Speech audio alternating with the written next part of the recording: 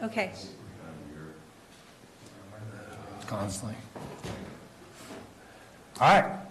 Good morning and welcome to the Board of Supervisors regular meeting of April 9th, 2024. We'll be going into closed session. Will you, Madam Clerk, will you please report out on the last closed session and read in these items? Closed session from March 26th, item 1, pursuant to Government Code 54957B1, Public Employee Annual Performance Evaluation Title, County Executive Officer, Board Action, no reportable action taken. Item 2, pursuant to Government Code 54956.9D2, conference with legal counsel, anticipated litigation, 1 case, significant exposure to litigation, board action, no reportable action taken. Item 3, pursuant to Government Code 54956.9D2, conference with legal counsel, anticipated litigation, 1 case, significant exposure to litigation, board action, no reportable action taken. Item 4, pursuant to Government Code 54957.6, conference with county designated labor negotiators Teresa Hitchcock, Marcos Munoz, and Judy Hawkins regarding the following employee organizations: Service Employees International Union Local 1021, Sheriff's Management Unit, Calaveras County Public Safety Employees Association, Deputy Sheriff's Association, Calaveras Management Union, Calaveras Supervisors Union, unrepresented employees. Board action, no reportable action taken. Closed session for today, April 9th. Item 1, pursuant to Government Code 54957B1, Public Employee Annual Performance Evaluation, Title, County Executive Officer.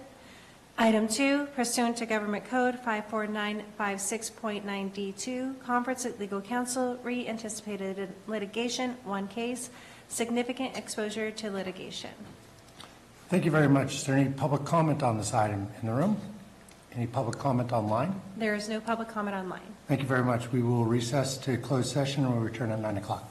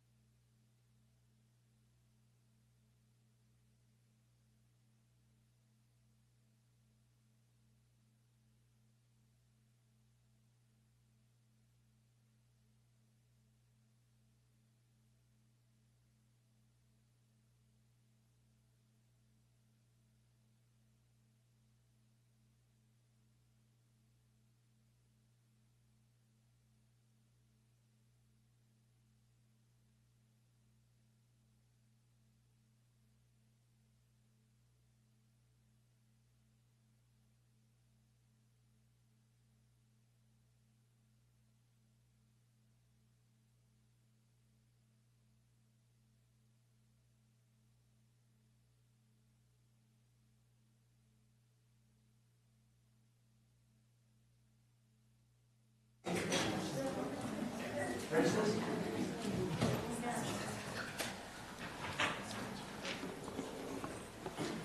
morning. Welcome to the Calaveras County Board of Supervisors meeting for April 9th, 2024. If you are able, will you please rise for the pledge of allegiance.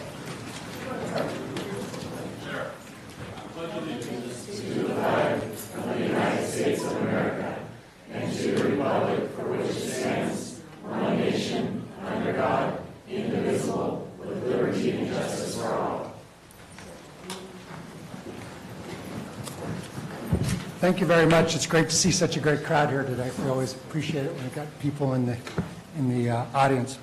So we'll begin with the staff announcements. Is there any, Stacy? This is a time for county staff to provide updates of upcoming county events that may be of interest to the public. Let's hear from the airport. Hi, I'm Elena Bella. I'm the manager at Calaveras County Airport, and I just wanted to remind everybody that this Saturday, rain or shine, we're having the annual Airport Day. I did a little bit of research, and Airport Day, an airfare, or some sort of event has been happening there since the airport opened in 1982, with the exception of just a couple years in the pandemic. And so we're excited to have everybody there. It'll be from 10 a.m. to 3 p.m. Thank you very much. Other staff announcements? Where's Lisa? She said she had something. Nope. Okay, nothing from Animal Services today. Great. Any other staff announcements online? There are no online requests. Thank you very much. Moving on to recognitions and acknowledgements. Item number 3. Item 3, proclamation. First 5, adopt a proclamation declaring the month of April 2024 as Child Abuse Prevention Be the 1 month in Calaveras County. Gary, you've got the gavel. Thank you, Mr. Chair. I'll be reading this proclamation. It's proclaimed the month of April 2024 as Child Abuse Prevention Be the 1 month in Calaveras County. Whereas, based on research, the Be the One campaign can help build community resilience one family at a time. And whereas all members of the community have a role to play in strengthening families to ensure children grow up safe, protected, and loved. And whereas Calaveras County agencies, schools, and organizations are working to bring attention to the long-term impacts of toxic stress to implement trauma-informed strategies to support families. And whereas families are strengthened through positive relationships, resiliency, tools, knowledge of child development, and concrete supports such as income, shelter, food, and child care. And whereas child abuse is preventable when children have at least one caring, supportive adult in their lives who believe in their potential and provide them unconditional support and care and know that they're loved. I added that. And whereas caring relationships have the power to build resilience, inspire, and comfort, and transform us, as we have the power to be the one today. So, is there any public comments?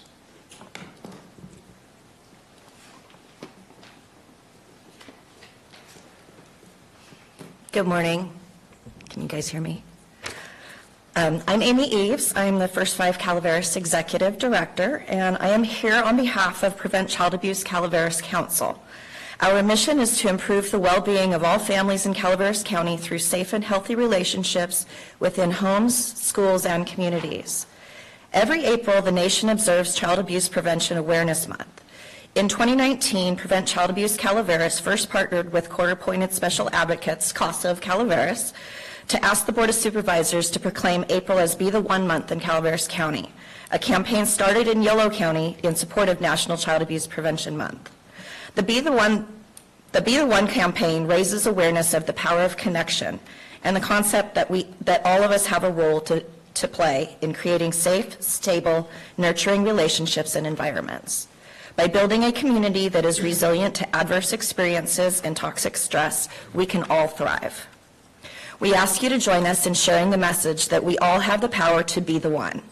You can help us spread awareness by wearing blue throughout the month of April, Take a picture of yourself wearing blue, and you can visit first5calaveras.org to add our child abuse prevention profile frame to your picture and post it on social media.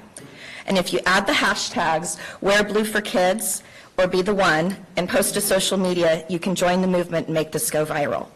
And don't forget to tag Prevent Child Abuse Calaveras so we can share. One person can make a difference. Together we can change the world. Thank you. Any other public comments? No one? Any public comments online? There are no online public comments. All right, well, we'll bring it back to the board. Open for a motion or any comments from the board?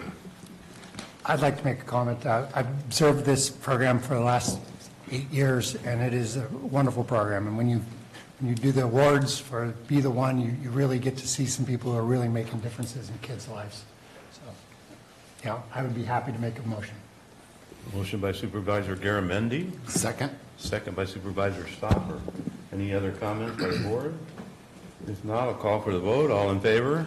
Aye. Opposed? Passes 5-0. Now, therefore, be it proclaimed that the Board of Supervisors of Calaveras County, this 9th day of April 2024, does hereby declare April 2024 as Be the One month in the County of Calaveras.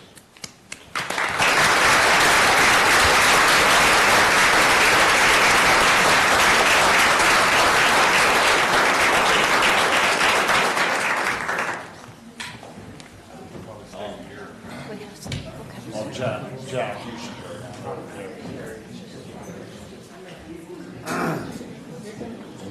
Man will be on this.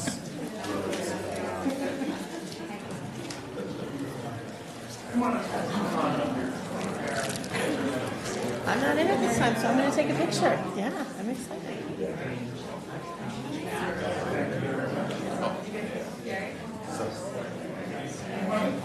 I don't want to. Do not touch the mic. I will not be touching the mic. All right. Uh-oh. All right, ready? 1, 2, 3. One more. Perfect. Thank you, Carl.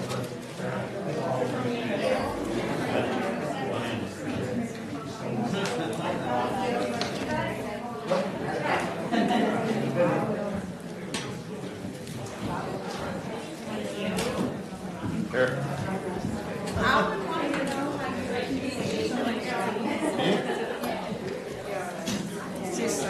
It's all about me. My tree was upside down. Must have been a windstorm. Stacy needs to straighten out. Thank you very much.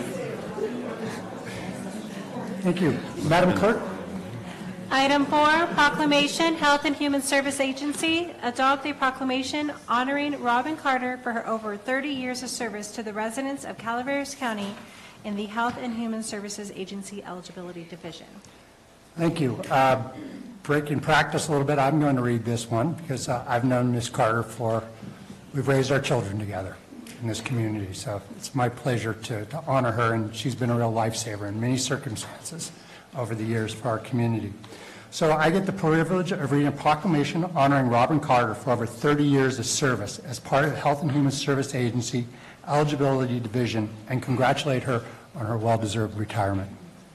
Whereas Ms. Carter began her career at Health and Human Services Agency in 1991, and whereas Robin has navigated multiple systems transitions demonstrating remarkable adaptability and vision in modernizing the agency's operations for improved service delivery with SAWS, C4, and CalSAWS, and whereas her unwavering advocacy for her staff, both internally within the agency and externally with state counterparts, has been instrumental in ensuring that changes and advancements considered the unique challenges and strengths of a small rural community like Calaveras.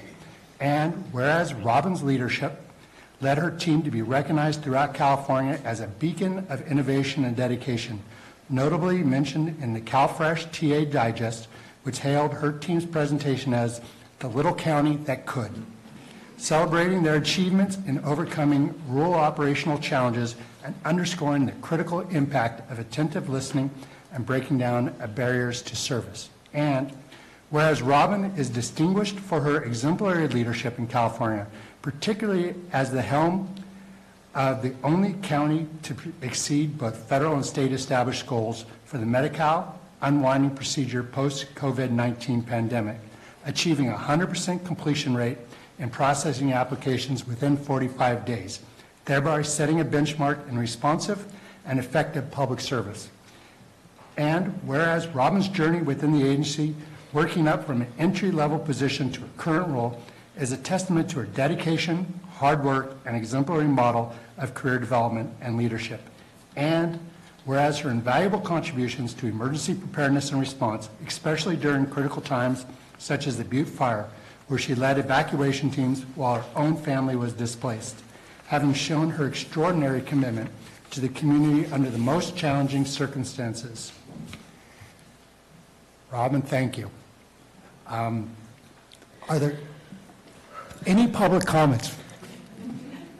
Corey? Wow. Come on up. And you can.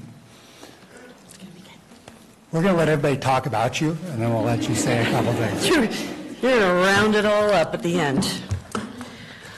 Hi, Corey Allen with the Health and Human Services Agency, and thank you so much for acknowledging the incredible work and career of Robin Carter. I have to say, in the 3 years that I've been so fortunate to work alongside you, I've just never seen the level of passion for the work in Health and Human Services. Robin has never forgotten her humble roots.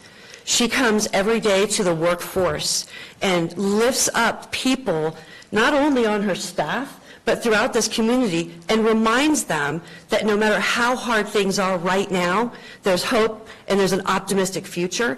And she is the reason people get better. And it's something that just runs in her veins. I want to acknowledge her parents are here, Mr. and Mrs. Bunting, who clearly did a fantastic job bringing Robin up in this beautiful county. She lifts people up, and she is a mentor that shows people how to do it. I will tell her team who's in this room, she is a fierce advocate. She's in my office regularly pointing out what needs to get better and how. She's smart. And we are fortunate in Calaveras County that she's not leaving. She may be leaving the county, but she's going to go do some fantastic things with the Resource Connection, and we are excited to be able to continue our partnership. I adore you, I love you, and I'm so thrilled about the time we've gotten to work together. Other public comment? Stacy?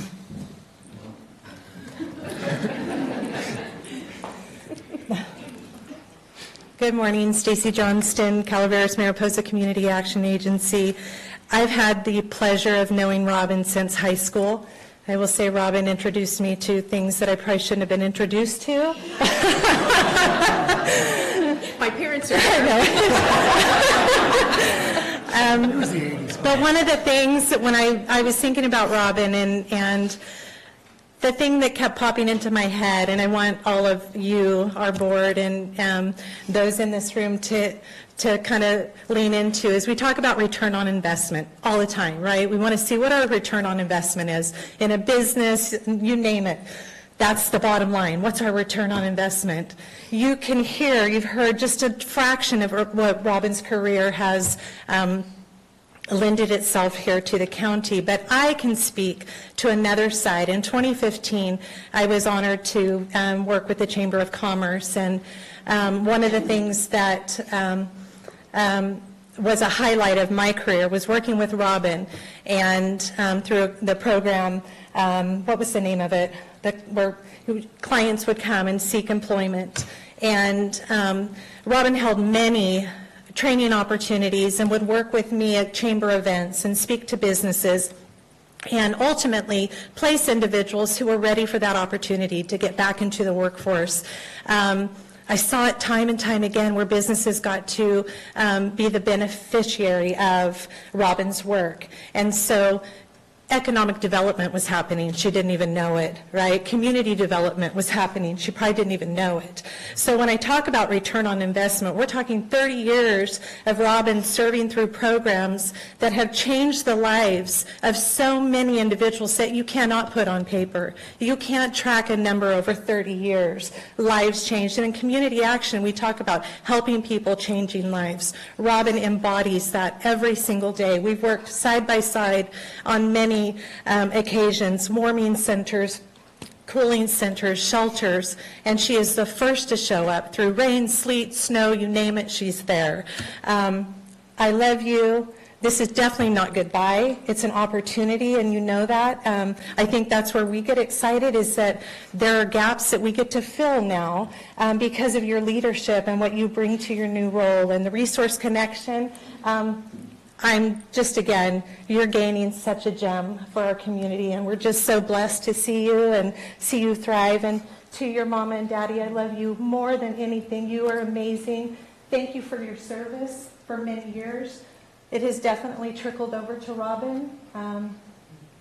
Thank you, thank you, thank you. I love you. Thanks, Stacy. See nobody else stand up. Robin, would you like to say something? Yeah. Wow. All right, I'm going to try not to cry. August of '91, I started this amazing journey with Health and Human Services Agency as an eligibility worker 1. Honestly, I had no idea what I was doing. All I wanted to do was help the community as to where I live. During my almost 33 years, I'm filled with a sense of pride and accomplishment, not only as an eligibility specialist, but also as an employment services unit worker, and I'm finishing my career as a program manager. Throughout my career at HHSA, I've been fortunate to work alongside some of the most talented and hardest working individuals in our county. Together, we have tackled challenges, celebrated successes, and served our community with the utmost respect. Continue to do the great work you do, and don't forget to have fun and celebrate those accomplishments. I want to express my deepest gratitude to all of you who've been a part of my professional journey. Your support has made this career incredibly rewarding. I'm humbled by the experiences we've shared and the memories we've created together. The best memories are potlucks, pop-up Friday themed costume crazy barbecues when COVID hit and we weren't supposed to do anything together, and our annual Halloween celebration, which we've won over 30 trophies at HHSA. Marisa and I taking the HHSA resource on the road during the Butte fire in the Ford truck, we literally had some narrow escapes. Guns drawn, all that great stuff. Stacy, those long nights at shelters in the snow and freezing buildings, assisting with people and animals being rescued on snowcats. To my supervisory team, you jump in to help the staff and our clients without giving a second thought. You've been there to cover me when I am out and are the best support staff anyone could ever ask for. To my office techs, eligibility staff, and employment services staff, you are top-notch and the best in the business of assisting our community with the services they are eligible for. The agency and county are truly blessed to have you all. Don't ever forget that. To my husband, Craig, wow, you've dealt with a lot. Thank you for always being supportive and understanding when I've had to work late, when I've had to travel out of town for conferences and handle emergencies and disasters. To my daughter, Cassie, I'm so proud of you for the work that you do at HHSA.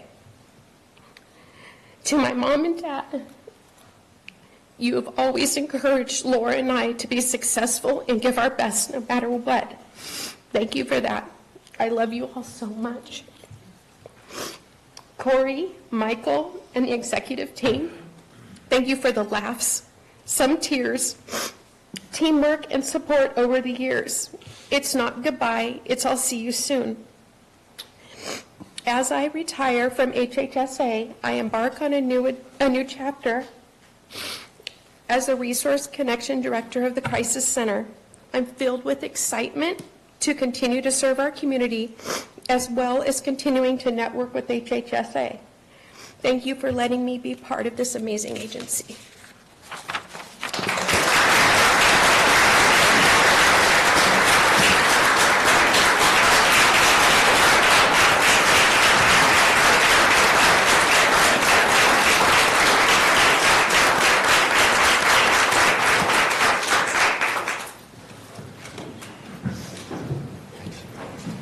I will bring it back to the board if there's any comments. Supervisor Stopper?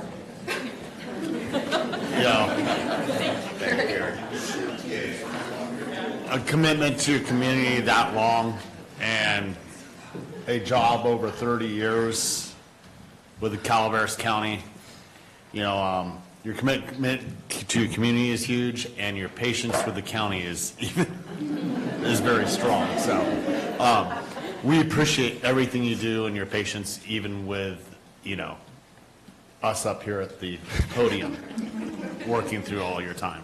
Thank you, Connie. Thank you.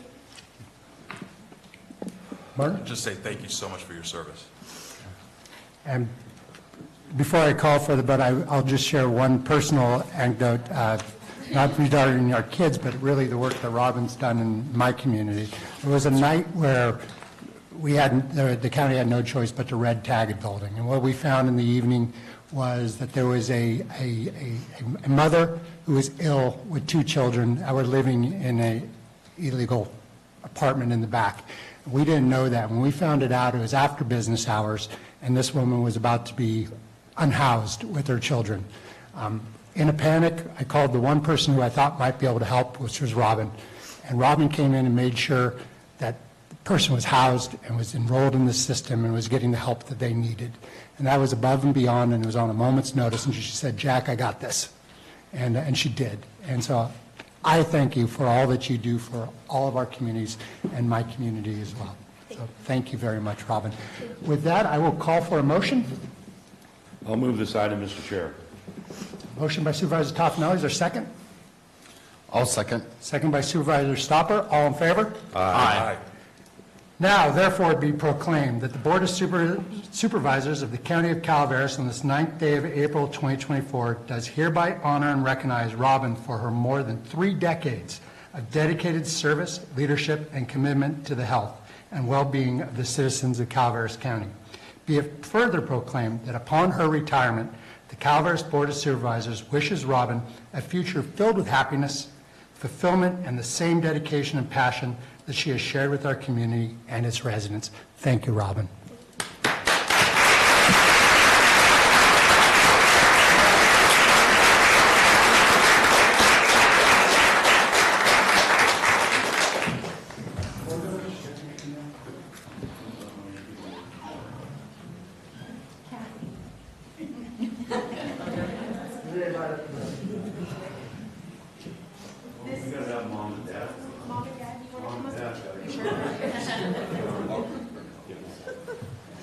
Well, my family, my husband, my daughter, Corey, Michael.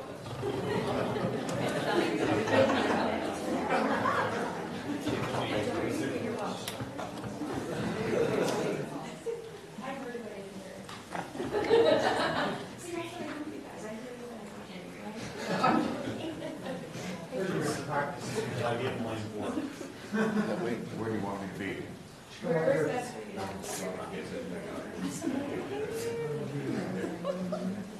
She talks about you all the time. I love it.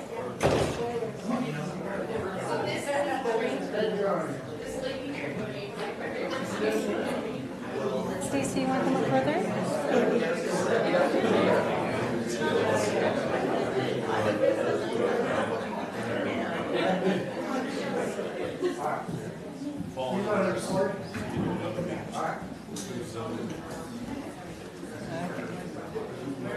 Sure, right over here. Okay, ready? 1, 2, 3. Perfect.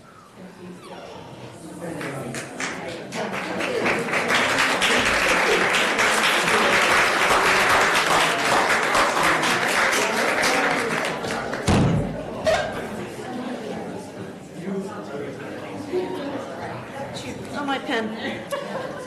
I was going to pick it up, but My 15-cent pencil. Love these.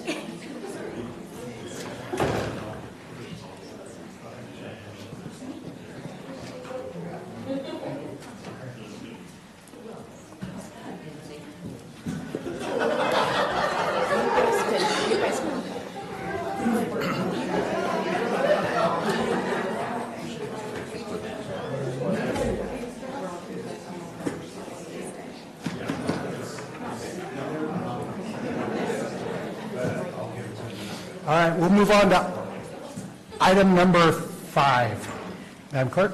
Item 5, proclamation, library. Adopt a proclamation recognizing the week of April 7 through 13, 2024 as National Library Week in Calaveras County.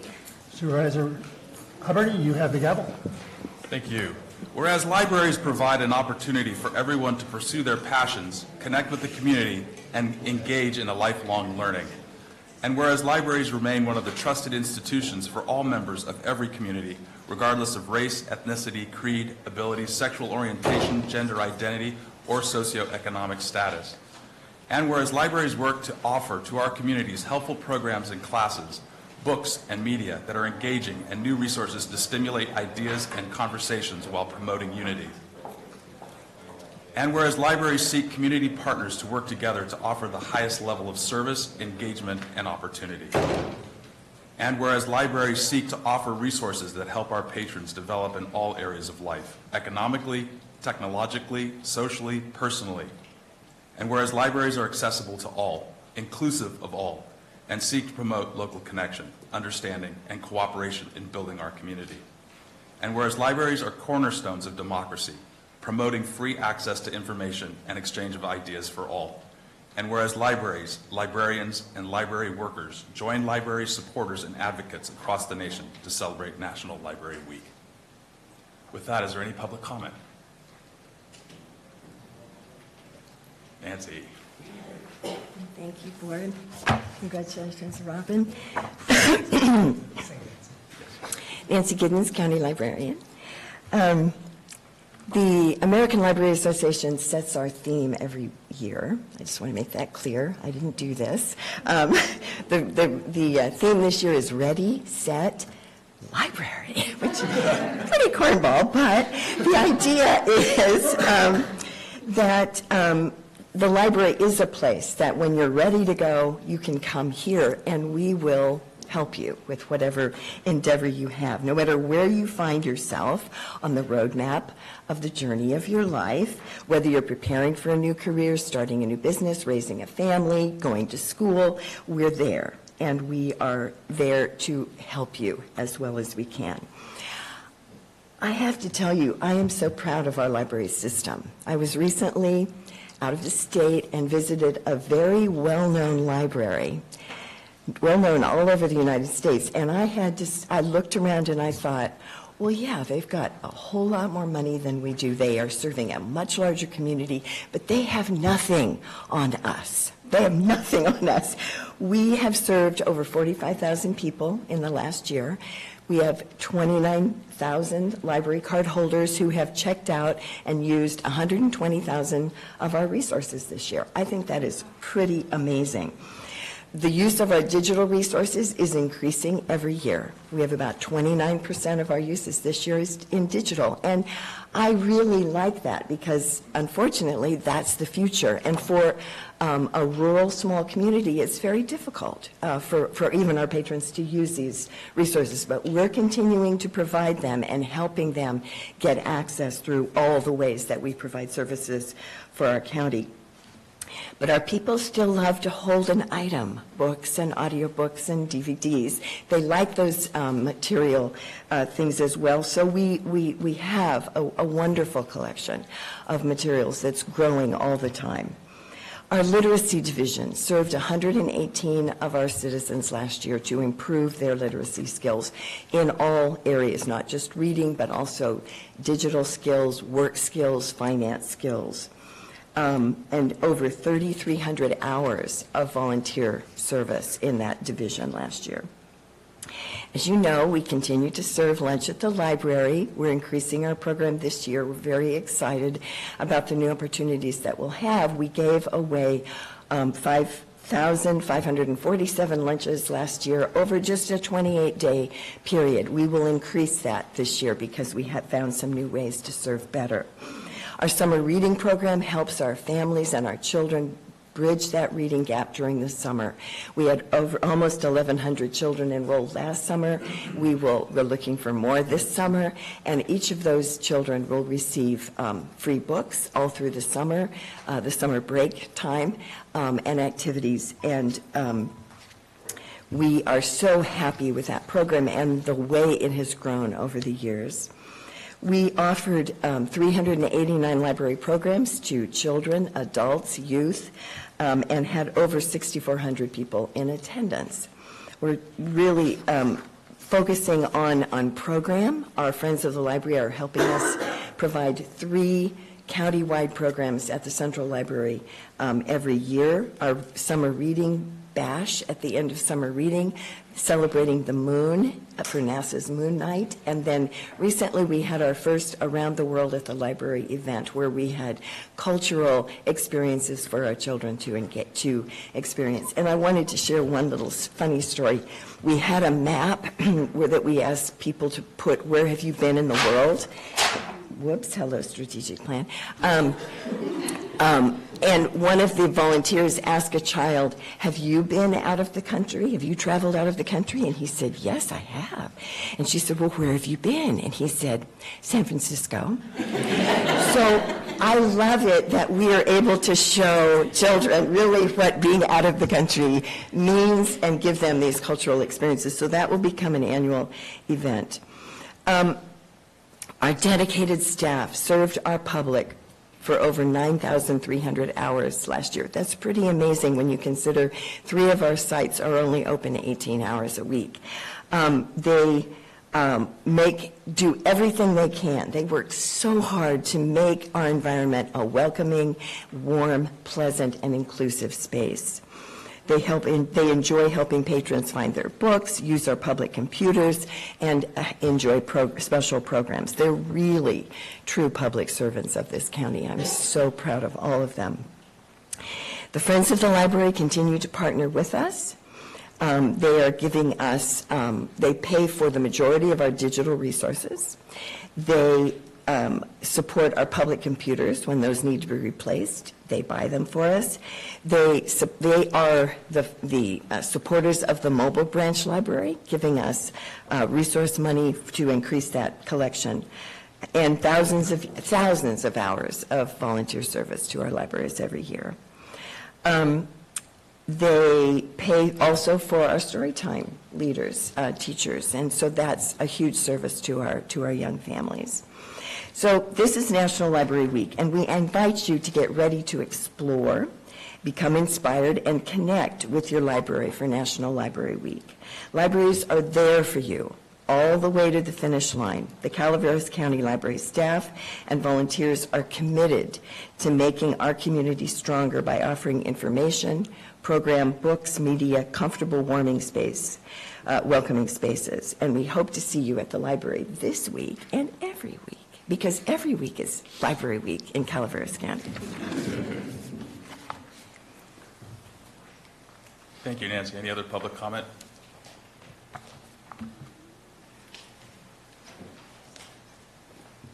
Good morning. Good morning, Chair Garamendi and Supervisors.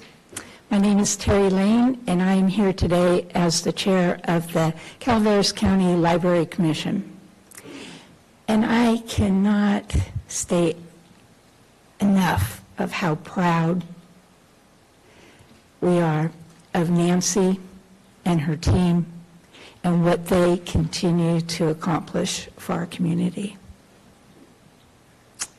With Nancy's vision and persistence and sense of humor and leadership, she continues to just move the library system forward. And it is an amazing thing. Next Board of Supervisor meeting you will receive the 2023 library report, which will have the statistics that Nancy shared with you and more information about the programming. And I can pretty much guarantee that it will make you smile. I want to, on behalf of the commission and those that read in Calaveras, to thank you for your continued support of the library system. You have a gem in your midst, and I hope that you're very proud of that. Thank you. Is there any other comment? Any comment online? There are no online comments. With that, I'll bring it back to the board for any comments. Supervisor Stopper. Just, it's a beacon in the community, and along with your staff, our librarians just are something that brings the community together, and the good-hearted way that you engage with everyone is much appreciated, so thank you. I'll add to what Supervisor Stopper said, just thank you. I mean, 2/3 of our population have library cards. That's spectacular. Terry, I'm glad to see retirement kept you out of line for at least a week. Good to see you back here. But really, I think to Supervisor Stopper's point, our libraries are a gym. And I'm just so darn proud of everything that they do, from feeding our kids to showing them the world. It's exactly what a library ought to be. And Nancy, your spirit and the spirit of Friends of the Library and the Library Commission just comes through, and I want to thank all the volunteers that make it happen too, and you in particular, Nancy. Thank you so much. May I? I'll make a motion, but just before I make the motion, Nancy, think about getting a library down in District 5. We need one. There's not many good spots for them just because of the way things work on zoning, but. Wait a minute, you just said it brings our communities together, so District 1 and 5. Mr. Toffenley has a great point. Thank you, Nancy. With that, I'll make a motion. I will second the motion. With that, all in favor? Aye. Now, therefore, be it resolved that the Board of Supervisors of Calaveras County proclaim April 7th through the 14th, 2024 National Library Week.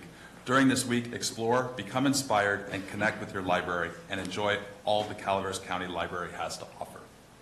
Thank you.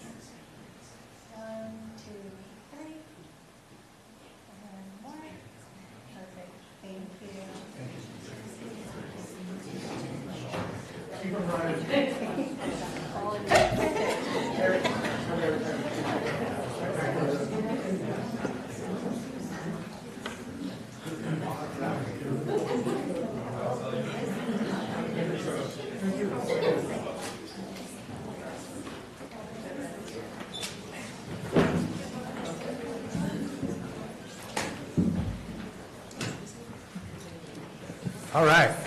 Let it feel good this morning, huh? All right, we'll move on to general public comment. Madam Clerk. Any item of interest to the public that is within the subject matter jurisdiction of the board and is not posted on the consent or regular agendas may be addressed during the public comment period. California law prohibits the board from taking action on any matter which is not posted on the agenda unless it is determined to be an emergency by the Board of Supervisors. If public comment is completed before the 30-minute allotted time period, the board may immediately move to the next order of business. If public comment is not completed during the allotted time period, it will be continued as the last item of business in order to provide an opportunity for the remainder of comments to be heard. Thank you. Are there items, public who would like to make comment on an item not on the agenda that are in the room? Board recognizes Mr. Bittner. My name is Christopher Bednar, publisher of Calaveras 2024election.com. The June 19, 2023 Calaveras County Grand Jury report stated, as have numerous reports since 1987, the animal shelter built in the 1950s remains in dire need of replacement. On March 26, 2024, Calaveras supervisors denied a proposal to authorize $800 for design and construction documents for the long overdue shelter estimated to cost $11 million, of which $4 million of funding exists. Previously, on November 7, 2023, the supervisors unanimously approved $5 million for the proposed new district's attorney's office, expected to cost $6 million. Since early 2022, to silence, I've provided detailed documents to the Calaveras DA, expecting investigations would be launched into conflicts of interest, collusion, cronyism, misuse of public funds, government corruption, and personal harassment, with my claims backed by irrefutable evidence and 15 Calaveras Sheriff's Department harassment reports. Most recently, my harassment reports were vetted by Sheriff DiBasilio, who submitted them on my behalf to the DA's office on December 5, 2023. As of today, no response. 2 of the 15 harassment reports reveal the individual the reports were filed against violated 2 penal codes and 1 civil rights code. A background search revealed this individual was arrested and pleaded to a charge of electronically furnishing obscene materials to minors in Georgia in 2013. In late 2023, these 2 harassment reports were emailed to his employers, where he continues to work, as well as 3 Business Bureau directors, one of whom is a county district supervisor, without response. Per the Sacramento Bee on September 29, 2023, the California Attorney General is reviewing for abuse of discretion the Calaveras DA's decision to dismiss the indictment against now fugitive pedophile priest, Father Michael Kelly. The Calaveras DA is undeserving of a new facility due to dereliction of duty and selective enforcement. The $6 million in new DA office funding should be reallocated, thereby ensuring $10 million in funding for a new animal shelter. Fiscal irresponsibility is synonymous with negligence of both public and animal safety. A county government that allows pedophiles to flee justice and flourish in our communities and let innocent and defenseless animals suffer for decades appears to be irreparably broken and beyond redemption. My name is Christopher Butner, publisher of Calaveras 2024election.com. Public Speaker, Dana.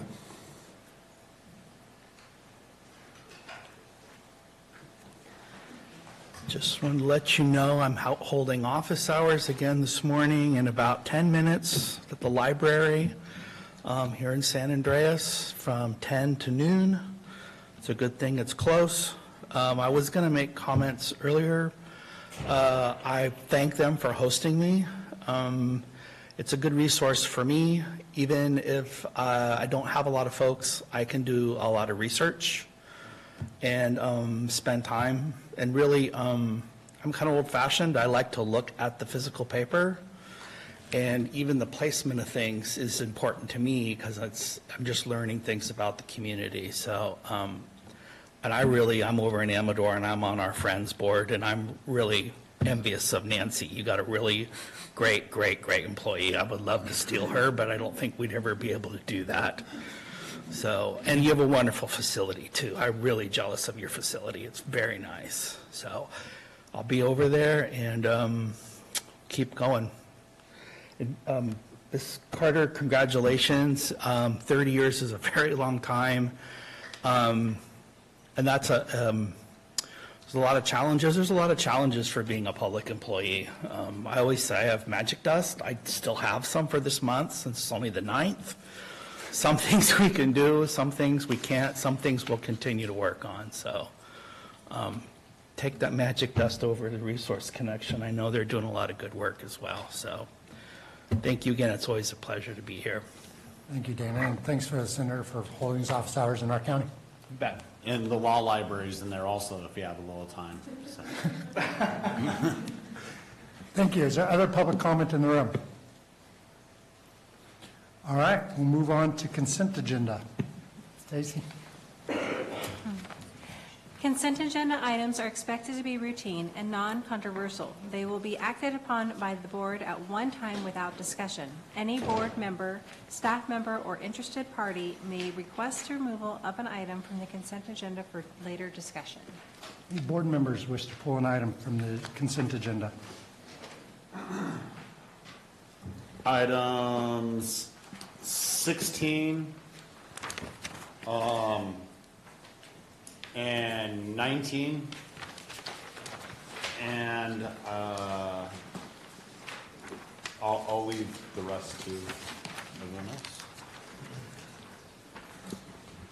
else. I don't see anybody from Public Works here, but yes, item 15, I believe, is supposed to be pulled. Yeah, it needs to be pulled off completely. Dana, is that correct, Mark? Yes. Completely off. Yeah. Okay. 16 is going to replace 15, so. Madam Clerk, do we need to vote on 15 to pull it from the agenda, or? No, I think staff can just pull it Okay. off. It was continued to this meeting, that's why it's on by a board motion, so that's why it's on there, but staff is replacing it with the updated one. Well, you want to formally pull this? Yeah, we just want to pull item 15 and ask that you abandon it as it's superseded by item 16. Okay, thank you. Other items from the board? Any items from the public need to be pulled? Is there any online? There are no online requests. Very well. I will seek a motion to approve the consent agenda excluding item 15, which is now eliminated, pulling number 16 and number 19 for regular agenda. Second. Motion by Supervisor Follendorf, second by Supervisor Stopper. All in favor? Aye. Carries 5-0. Thank you. We will move on to therefore item 16. Chairman Garamendi, I'll introduce the item, and then we have Mark Kinslick and Howard Zabel here to answer any questions that your board might have. Thank you. You have the microphone. So this item is intended to replace item number 15, which was continued from the March 26, 2024 meeting. This amendment is required to provide project management, administrative, design support, and right-of-way support through the anticipated completion of construction and the closeout process by June 2025, and provide archaeological and cultural resources support through June 15, 2024 for the Wagon Trail project. The proposed amendment will allow Dawkin to continue assisting the construction management team and the county by coordinating and performing environmental and cultural monitoring, construction engineering, and right-of-way support activities. This amendment is necessary due to unexpected construction delays that have occurred, including new and previously unidentified cultural sites that required investigation and additional monitoring beyond what was contemplated in the original contract. Dawkin provided support for design changes due to the unanticipated cultural discoveries. These delays have pushed the anticipated construction completion date through calendar year 2024, with the project administration activities anticipated to be completed in June of 2025. This amendment will allow Dawkin to complete as-built drawings, right-of-way mapping, and complete associated documents for closeout as required by Caltrans. Dawkin is also providing additional right-of-way support for the extension of multiple temporary construction easements, as well as additional support activities for the extended duration of the construction contract. Additionally, this amendment includes archaeological services. These services are necessary to comply with programmatic agreement for handling the artifacts found. Dawkin has a sub-consultant agreement with Environmental Science Associates, ESA. The amendment includes costs for ESA to transition to ALTA, Archaeological Consulting, ALTA, which will be needed to provide archaeological services during ongoing earth-disturbing activities and subsequent testing, recordation of any resources found. This is necessary as the tribe's preferred principal investigator has moved from ESA and is now employed by ALTA. The Department of Public Works recommends that the board approve amendment number 9 to the agreement, increasing the amount by $530,903.77 for a total amount not to exceed $7,242,306.28 to provide the additional services required to deliver the Wagon Trail project. Thank you. Supervisor Stopper, you pulled this item? A few things. First of all, I know this was combined together with another to come up with this final amount, but some of that total amount was brought up substantially since two weeks ago when we punted to now. So the question is, what is the difference on and why on that? And the second point I have is, until we come to conclusion on how we're going to move forward on certain parts of this with how Caltrans is planning and everything, slow walking this so that, any final funds going out aren't expended until they need to be expended. Understood. So the financial question to start, and then. Sure. As far as the agenda item that was on 2 weeks ago, that was for a portion of it. That was only for DOCN, the design support functions. It did not include the cultural resource monitoring increase. Public Works thought that it would be better to combine the two for one item. I can tell you the number has not gone up. My team and I have gone through the numbers pretty thoroughly, and we feel that is the best approach for where the project stands right now moving forward. So the numbers, as far as the monitoring, you heard the agenda item, a switch from one firm to another. The reason for that is the key archaeologist moved firms. That is the archaeologist of choice that the tribe works well with. So the thought process was that was a good decision to keep that person. What was done was included in this amount was a reallocation of some unspent money from ESA to Alta. The net is the 530,000, right? But the monitoring portion of that is just under 300,000 for monitoring. That includes that reallocation from Alta or from ESA to Alta.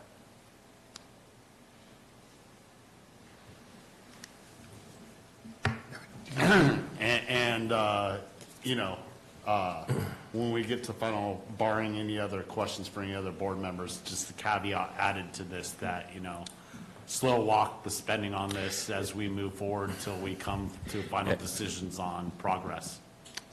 Yes, Supervisor Stauber, thanks for bringing that up again. I do want to tell you, my team and I are looking at this very, very carefully on a daily basis, the number of people out there on a daily basis on all sides. So we absolutely are, these dollar figures are not, this isn't it's everything. There are some decision points ahead, but we absolutely are watching, what's being done very carefully. Other questions from the board? Gary? The amount, I'm just reading the narrative, and then I'm going through the whole thing, and I just can't get over the fact that what it says here, the cost for Environmental Science Associates, ESA, is to transition to Alta Archaeological Consulting. So we're paying them to push it off to somebody else, is what it's saying. So is that the case? Are we paying them to say, we're done here, take it Alta? We are not doing that. There's when you say pain, I'm not sure. There's the key person here switched firms, and so maybe I'm not understanding the question. I'm going by what it's stating to us here. It says the cost for ESA to transition to Alta. So they're assuming there's a cost for them to transition. They're charging us to send it to Alta. There is the fact that the person you're talking about was because of them, not us. I can understand that. I can understand how you would come to that interpretation. I can tell the board there's no additional cost for that transition.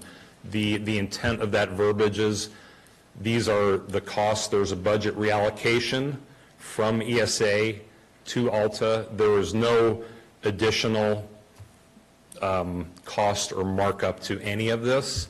The $94,000 remaining in ESA's budget is going to be taken away and transferred to Alta. So there is not a cost to the county to make this change. Okay. Thank you for saying that, and I'm going to hold it to that if I see anything different. Absolutely. The verbiage needs to be more clear when it's in the narrative to the board, because we're going through all the information that's after this, and it doesn't clearly say anything other than what this narrative says. So I understand. Any other questions from the board? I have a couple of questions. And I apologize, I'm not an engineer. I just took an accounting class, and I like to do credits and credits. In January, we did a contract with Dewberry that had $379,000 set aside for cultural monitoring through ESA. At that time, they were our environmental. That's correct. In March, at our last meeting, we gave a $181,000 increase, primarily around cultural monitoring to Dewberry, to help this process. In this one, we're giving $387,000 to Alta through Dawkin to do cultural monitoring. So my question is, of the 370, and I went through our sheet, and there's a rebate from a change of $94,000 from this. And so there's a $285,000 increase in aggregate, it appears on this paper, to travel monitoring, cultural resources on this. My question is, of the $379,000 that we allocated in January, what have we spent? Because I'm not, and how is that money, you mentioned it's getting transferred over to Alta. I hear what you're saying, but I'm not seeing it on the balance sheet. So that's a great question. The reason you're not seeing it, so there are two ESA components, and there are two monitoring components. There's the tribal monitoring that the tribe does. There's the archaeological monitoring. They're two separate things. Both of them run through or have run through ESA. The tribal runs through ESA as a subcontract to Dewberry. The archaeological runs through ESA as a subcontract to Dawkin. So the 379 that you mentioned, that you approved January 23rd, I think it was, you're not going to see that on Dawkins. That's not part of that contract. Those two have to work in parallel. I just want to make sure we're not paying for the same thing twice. You absolutely are not paying. You are not paying for the same thing twice. $293,000 increase in a 2-week period causes concern. So it's not in a 2-week period. We always knew about the 200. Both of the increases are because construction is going into another season. That is the reason for the increases. It also, because there were a lot of cultural resources found, there was a higher level of effort, but you are not paying for things twice. So are you saying that was the intent to piecemeal this, so we had one piece 2 weeks ago and then another piece this week? It wasn't the intent, it's how it shook out with getting the pricing and the scope from Alta after they made the personnel switch. So that personnel switched, when it went from one company to the other, we needed pricing from them. So it took this amount of time to get that. That's why there was a delay. We didn't have their scope, we didn't have their number when at the January 23rd when we took the tribal monitoring before this board. You might want to turn. I got something else. Okay. Ben, you want to go first? If you don't mind. I'm done.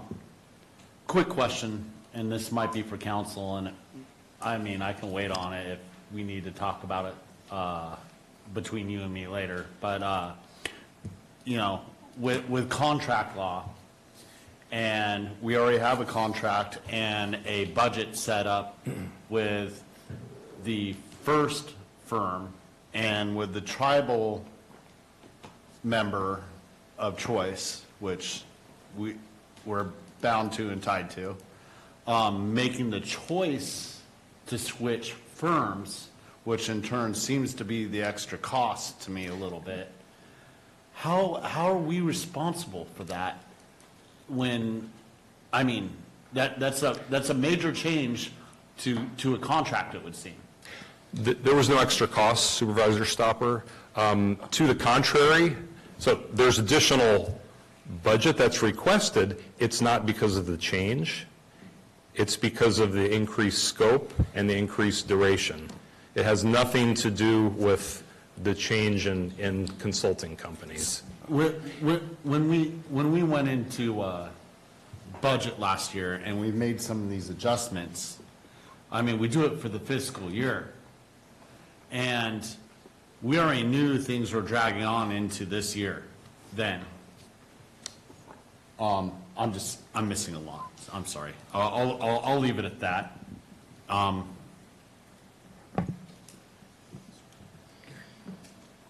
sorry, but you're kind of contradicting in my mind yourself. You said there's no change, but yet you made the statement you had to wait for Alta to give you a price. So there had to be some kind of change here when Alta, you were negotiating or whatever and waiting for them to give you a price versus what maybe ESA. I mean, it doesn't sound right on what I'm hearing. I understand. So maybe let me clarify. Let's say had the switch from ESA to Alta not been required, we'd be at the same place requesting additional money for ESA. The ESA budget would be expended. So there's no more budget for archaeological monitoring. The fact that it changed companies, it's very confusing. But had it still been ESA, we'd be having the same discussion with an amendment only for ESA. And I don't disagree with you, and it's not confusing to me. I understand exactly where you're saying, but making a statement that it wouldn't cost more, you don't know what ESA's price would have been unless they gave it to you prior to it, and you don't know if it would have been over $300,000 or whatever it is. Alta was already getting 94 transferred, which I'm not sure, because of what this narrative says, I'm still not convinced that they're retaining some money because of their loss of income, because they're just going from them to another company. But we don't know, so we don't know if it would have been the $300,000. So that, we're dealing with what was presented to us that Alta gave us. And I don't know if there's any negotiation, if that was the original price they gave us, if you told him, some negotiation between you and them. So a few points of clarification to maybe to put your mind at ease a bit. This is all of this, the work is time and materials. So these are not lump sums, so it's not a lump sum price. It's time and materials. It's based on hourly rates. So Alta's hourly rates are lower than ESA's. So on an hour per hour basis, It's actually a savings. So that's the hourly rate component. What I asked of the team was to provide a budget based on a certain set of assumptions, a certain level of effort, which we estimate. We don't know exactly, but we estimate based on everything we know. That's how we came to that budget. So I would say that had we been having this discussion with ESA, I think the number would be, the request would be higher than what you see. But that's provided on the number of hours that they're projecting. ESA could have projected more hours or less hours. And it's so based on your presumption and talking to them, it's still, whether they're a little bit lower or not, if they projected more hours, then it would have been. I mean, I don't want to get into a discussion with you. I'm just saying that the possibility that it could have been, if it stayed with the ESA, there was a possibility it could have been less. It is what it is now going forward with Alta. But I expect Dewberry to keep a close look at any timesheets they turn in to make sure that we verify that that's the work that's being done. Absolutely. I will tell you the invoices are scrutinized on a couple of different levels, so I have a good sense of what's happening there, and they are not just getting, blindly approved. It's quite the contrary, so we're looking at those carefully. Thank you, Aaron. Thanks. Other questions from the board? This is an action item. Is there any public comment on this? Is there any public comment online? There is no online public comment. All right, I'll bring it back to the board. Any further comments, or is there a motion? So moved. Moved by Supervisor Stopper, second by Supervisor Follendorf. Madam Clerk, will you please call this roll call vote? District 1? Aye. Aye. Aye, thank you, sorry. District 2? No. District 3? Aye. District 4? Aye. District 5? No. Or aye. I'm sorry. Aye. I made the motion. I'm I wasn't sure. I'm moving along, God. So I apologize. Aye. Passes 4-1. Thank you. All right, Supervisor Stopper. Item 19. Hang on, let's read that. Get a breather on that one. I was just scrutinizing everything, and I wasn't sure that was against the rules. I don't know, but regardless, that was an aye. Okay. Item 19, action item, Public Works. 1, adopt the design plan, specification, and estimates for construction of the O'Brien's Ferry Road Guardrail Project. 2, authorize the Director of Public Works to incorporate any minor edits to plans and specifications. And 3, authorize the Department of Public Works to solicit formal construction bids.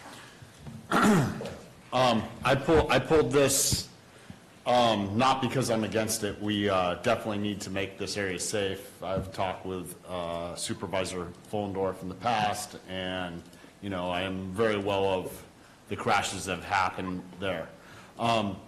But when we have an outside agency, PS&E for construction and design, we have designs from outside agency on this item, correct? An outside firm. Outside firm. Perform the design, yes. For design. At that point, part of the reason we're doing this is a safety concern, and people have been seriously hurt from crashes. And when we get a design and plans, the engineering firm takes responsibility to some extent if those type of designs fail based on their design, right? And Sarah about that? I mean, yeah, they have certain contractual obligations and Yeah, indemnification right. provisions. Professional standards. Right. Well, part 2 of this says authorize the Director of Public Works to incorporate any minor edits to plans and specifications. At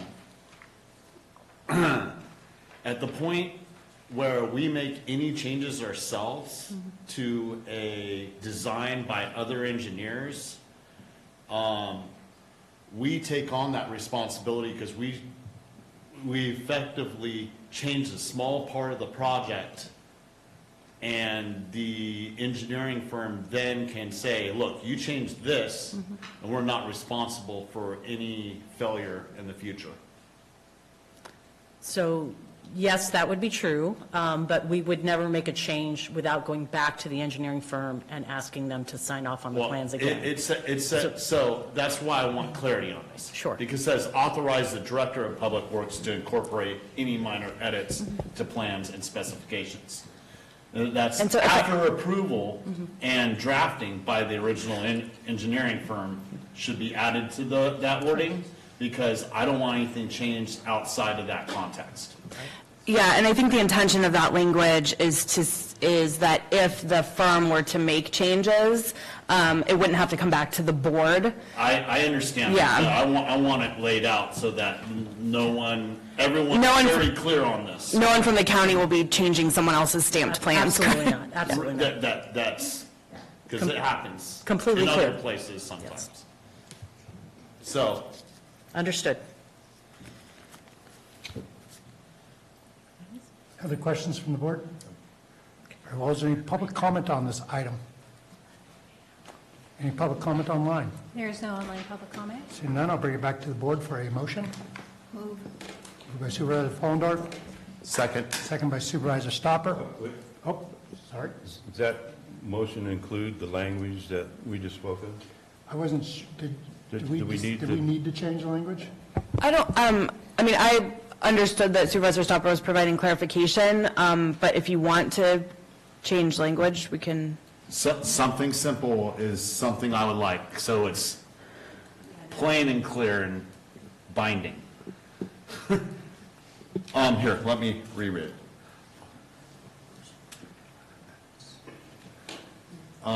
To route any minor edits, route is the key, and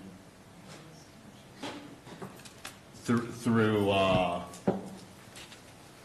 the designated design firm, something to that effect. Authorize the Director of Public Works to incorporate any minor edits made by, is there Authorize the Director of Public Works to incorporate any minor edits to plans and specifications made and stamped by specified. By the consultant would be sufficient, because the changes that are incorporated would be made by the consultant themselves. Okay. Just Yeah. And minor stamped. edits before we go out to bid with the package that you're looking at today.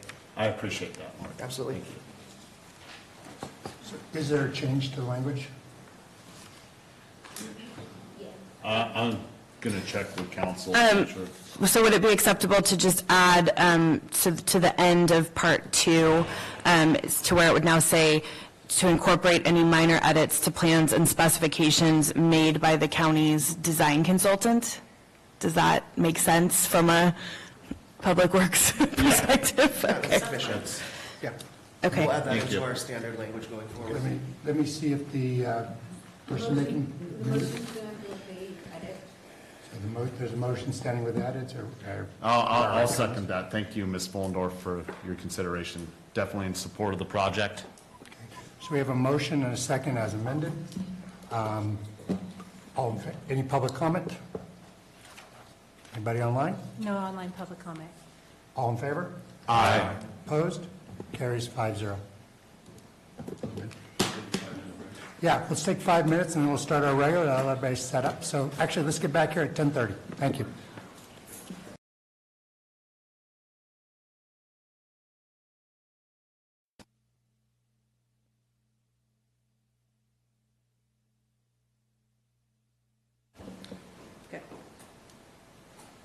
Thank you. Welcome back to the Board of Supervisors meeting.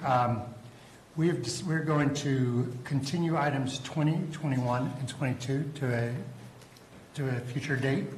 I'm going to need a motion to continue it. Second. Moved by Supervisor Fallendorf, second by Supervisor Stopper. All in favor? Aye. Carries 5-0. We will be going back into closed session at the end of this meeting, and we'll report out on that at the next regular scheduled board meeting. Move on to supervisor announcements. In compliance with Government Code 53232.3D, board members shall provide brief reports on any meetings attended at the expense of the local agency and may make other announcements or report out. Thank you. Supervisor Stopper, do you want to start? Nothing to report at this time, sir. Supervisor Toffenau? Yeah, I have nothing to report, but I want to bring something up and see if the board is interested in bringing it back to our next meeting on the 23rd of April. The animal shelter, we voted against the $800,000 that was projected by a consultant last meeting. I would like to, if you read that, what they were had proposed was for them to manage the construction and go through all of a lot of other added stuff other than just the plans, architectural plans and the construction drawings. And I would like for admin to go back to that consultant and ask them just for a price, not all that other stuff, just a price to have the architectural and the structural design drawings completed, so we have those drawings in our hand and we can look at it and see what options we have to go forward on construction of it. At least bring it back and have that discussion and see, have admin have a conversation with them in that terms, just providing drawings so we can move forward on this. I think the price would substantially be reduced to get those drawings to us. If the board is interested. We're discussing putting something on the future agenda. Correct. Within our main council? I think so. Yeah, I think if this is just giving direction to staff to bring something back, that should be fine. Bring something back. We did give some direction to those ends during the meeting. Yes, and I'd just like to add, is it possible to get two prices? Because I would love to know what it just costs for phase one, simply just for the dogs, and just for the drawing. That would be great. Thank you. So this is an agenda item that was not, failed for lack of a motion.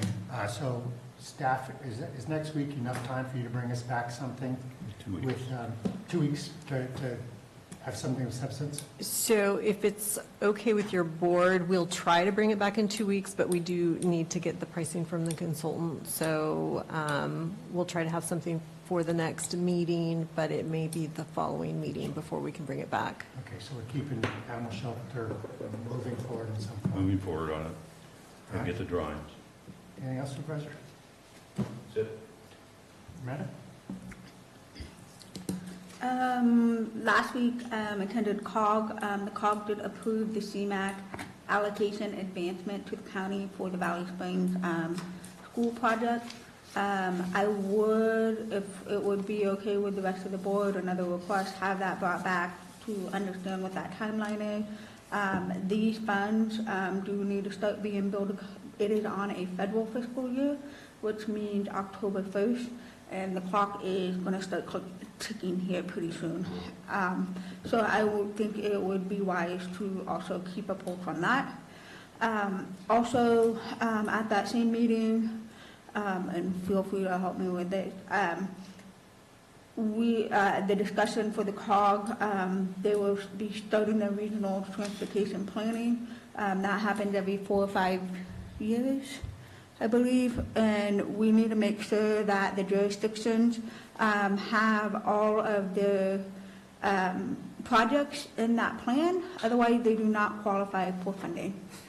So even if it's not a priority, but it might be something that could be in the future, Like the last meeting, we talked about the roundabout, that wasn't, a board at that time didn't want to decide, but doesn't mean it shouldn't be in this plan to ensure if at sometime down the line, the project is mentioned, it could qualify for potential funding. So we do need to ensure that is in there. I just wanted to let the board know that how that works when it comes to funding. If it's not in these plans, we can't add them should there be a call for project or any other funding avenues that could come in the potential future. Gary? Yeah, that federal funding, you have to have a list of projects on that list to be qualified for any federal funding.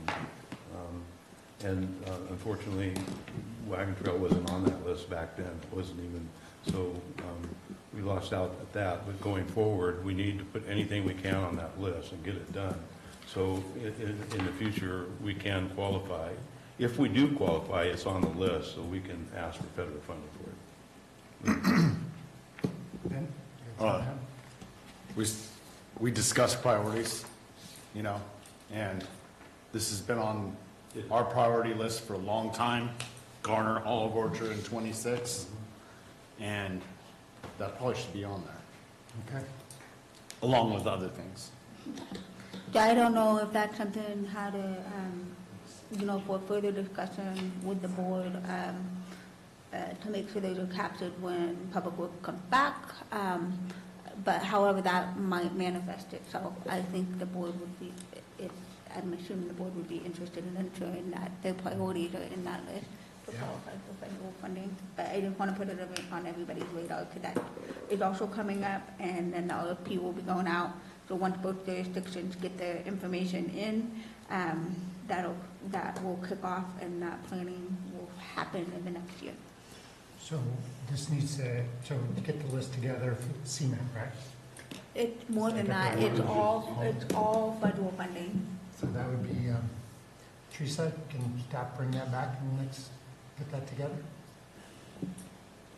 We'll work with Public Works and Melissa at the COG to put a list together. That's all I have. Thank you. Martin? Yes. I attended the Calaveras Mariposa Community Action Agency meeting and was very pleased to see the new board members.